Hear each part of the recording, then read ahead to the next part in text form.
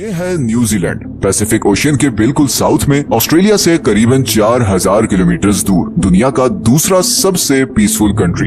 India और पाकिस्तान में रहने वाले ज्यादातर लोग मेरी तरह न्यूजीलैंड को क्रिकेट की वजह से ही जानते हैं। Brendon McCullum, Ross Taylor, Daniel Vettori, मैं तो न्यूजीलैंड को इन्हीं की वजह से जानता था। पर न्यूजीलैंड दुनिया में बहुत ज्यादा मशहूर है, खासकर अपनी बड़ी बड़ी माउंटेन रेंजेस, खूबसूरत लेक्स और हाई क्वालिटी ऑर्गेनिक फूड की वजह से। आप में से कुछ लोगों को शायद ये ऑलरेडी पता होगा कि मशहूर movie Lord of the rings की शूटिंग भी न्यूजीलैंड की इन्हीं खूबसूरत वादियों में हुई थी। न्यूजीलैंड का मौसम बिल्कुल यूके की तरह है, हल्की सी गर्मी, लॉन्ग विंटर्स और अच्छी खासी बारिश। मगर इसके बावजूद न्यूजीलैंड की पॉपुलेशन यूके की पॉपुलेशन का 7% भी नहीं। अगर आप न्यूजीलैंड का ये मैप देखें तो आपको नजर आएगा कि करीबन 80% न्यूजीलैंड बिल्कुल खाली है और वहाँ कोई नहीं रहता। न्यूजीलैंड की 70% आबादी इधर नॉर्थ में रहती है और नॉर्थ की भी 50% आबादी इस एक शहर ऑकलैंड में रहती है। इतना जबरदस्त मौसम, खूबसूरत सीनरी, लो क्राइम रेट और हाई स्टैंडर्ड ऑफ लिविंग के बावजूद अगर हम वर्ल्ड मैप देखें तो आप नोटिस करेंगे कि न्यूजीलैंड हमारी बाकी दुनिया से बहुत दूर है। मतलब अगर आप कराची या मुंबई से जहाज में बैठे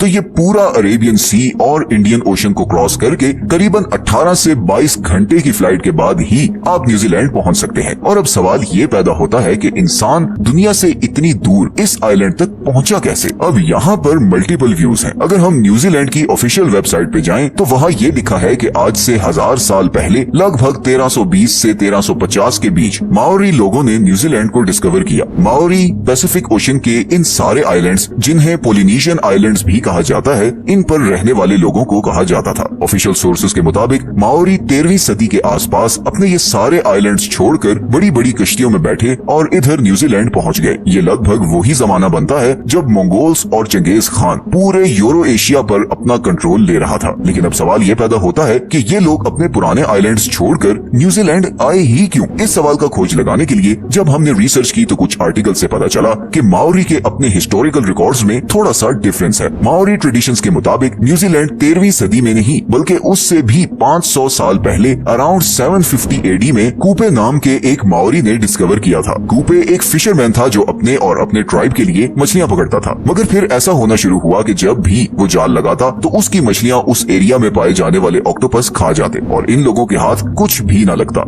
अब क्योंकि इन लोगों का मेन फूड सोर्स था ही मछली, तो काफी प्रॉब्लम क्रिएट होना शुरू हो गई और उसका हल ये निकाला गया कि कूपे और उसके कुछ साथी समुद्र में जाकर किसी और आइलैंड की खोज लगाने की कोशिश करेंगे जहां पर खाने पीने की अच्छी खासी सप्लाई हो। इसी खोज में कूपे अपने साथ 20 से 25 आदमी लेकर पैसिफिक ओशन में उतर गया। कुछ दिन के सफर के बाद ही उन्हें बड़े बड़े पहाड़ों वाला एक आइलैंड नजर आया। ये न्यूजीलैंड था। सी फूड, भेड़ बकरियों और फलों से माला माल आइलैंड, जिसपे और कोई दूसरा इंसान नहीं था। ये कूपे और उसके ट्राइब के लिए परफेक्ट जगह थी। कूपे ने अपने चंद साथियों को वापस पोलिनेशियन आइलैंड्स भेजा ताकि वो बाकियों को इस आइलैंड की खबर दें और इस तरह न्यूजीलैंड पर माओरी लोग आबाद होना शुरू हुए। 17वीं सदी तक माओरी लोग सुकून से न्यूजीलैंड में रहते रहे और दुनिया से दूर होने की वजह से न उनकी किसी से कोई दुश्मनी थी और न ही किसी से कोई खतरा। मगर ये सब बहुत जल्द बदलने वाला था। ये वो वक्त था जब वेस्टर्न नेशंस अपनी ताकत को बढ़ाने के लिए पूरी दुनिया में फैल रही थी। एक्सप्लोरर्स को भेजा जा रहा था कि वो आइलैंड्स, कंट्रीज और कॉन्टिनेंट्स डिस्कवर करें जिन पे कब्जा करके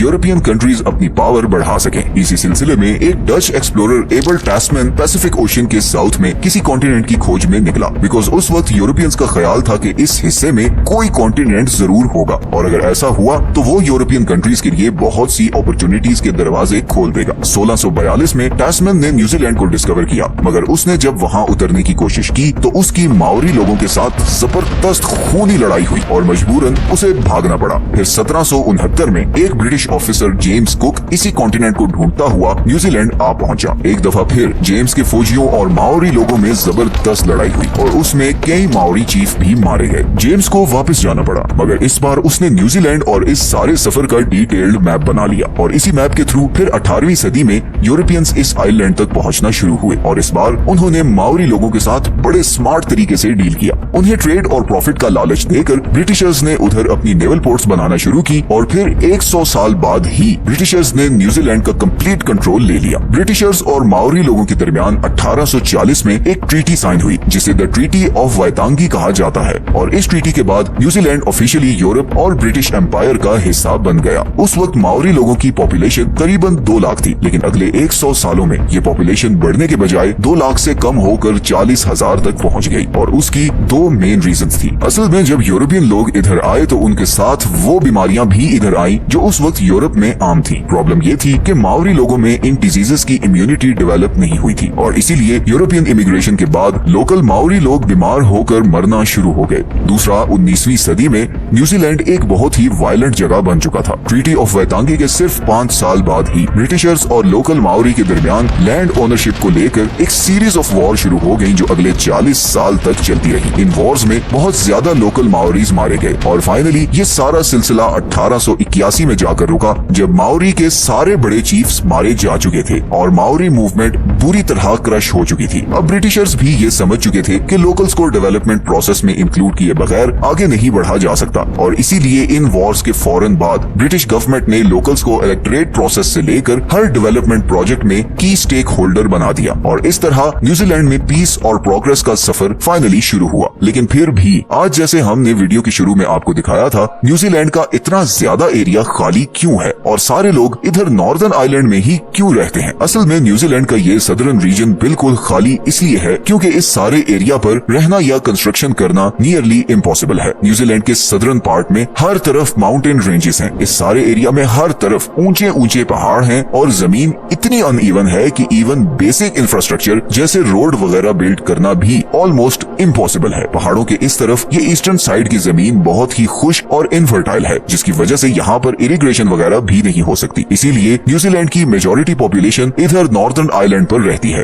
पॉपुलेशन शॉर्टेज के इस मसले को हल करने के लिए न्यूजीलैंड गवर्नमेंट ने वर्ल्ड वॉर 2 के बाद इमिग्रेशन पॉलिसीज रिलैक्स की। वर्ल्ड वॉर 2 से पहले न्यूजीलैंड में नॉन व्हाइट लोगों की एंट्री मना थी और इसी वजह से न्यूजीलैंड की पॉपुलेशन 1950s तक स्टैग्नेंट रही और उसके बाद जब ये रिस्ट्रिक्शन खत्म हुई तो एशिया स्पेशली चाइना, फिलीपींस और इंडिया से लोग इधर आकर आबाद होना शुरू हुए एंड न्यूजीलैंड की पॉपुलेशन में फाइनली मच नीडेड बूम आना शुरू हुआ। आज न्यूजीलैंड की पॉपुलेशन का ऑलमोस्ट 27% इमिग्रेंट्स या वो लोग हैं जो न्यूजीलैंड से बाहर पैदा हुए थे। इमिग्रेंट्स की मेजॉरिटी इधर ऑकलैंड और उसके आसपास के एरियाज में रहते हैं और यही वजह है कि ऑकलैंड आज दुनिया के लीस्ट अफोर्डेबल सिटीज में से एक है बिकॉज लैंड सप्लाई कम है और हाउसिंग की डिमांड ज्यादा है। इसी प्रॉब्लम को हल करने के लिए न्यूजीलैंड गवर्नमेंट अब लोगों को $8,000 तक की ग्रांट दे रही है ताकि वो ऑकलैंड से 100 किलोमीटर दूर वाइकाटो में शिफ्ट हो जाएं ताकि ऑकलैंड की हाउसिंग मार्केट पर प्रेशर कम हो और प्राइसेस नॉर्मलाइज हो। एक बहुत इंटरेस्टिंग चीज ये है कि न्यूजीलैंड की सारी agriculture industry animal meet export करने पर चलती है। इधर नॉर्दर्न आइलैंड में बारिश की वजह से ऐसी लश ग्रीन जमीन है जिसकी वजह से इधर बेशुमार भेड़ बकरियां और गाय पाई जाती हैं। न्यूजीलैंड की पॉपुलेशन लगभग 50 लाख के करीब है जबकि एक एस्टिमेट के मुताबिक यहाँ पर भेड़ बकरियों की पॉपुलेशन ऑलमोस्ट 3 करोड़ है और इसीलिए न्यूजीलैंड दुनिया में सबसे ज्यादा मटन और शीप वूल एक्सपोर्ट करने वाला कंट्री है। न्यूजीलैंड का 95% मीट बाहर एक्सपोर्ट होता है और 2019 में इस एक्सपोर्ट से न्यूजीलैंड ने $46 बिलियन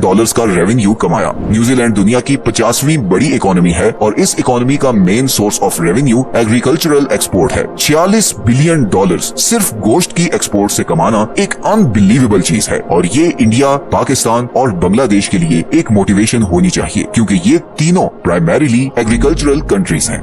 अगर आपको आज की वीडियो अच्छी लगी है तो इसे लाइक और चैनल को सब्सक्राइब जरूर कर दें।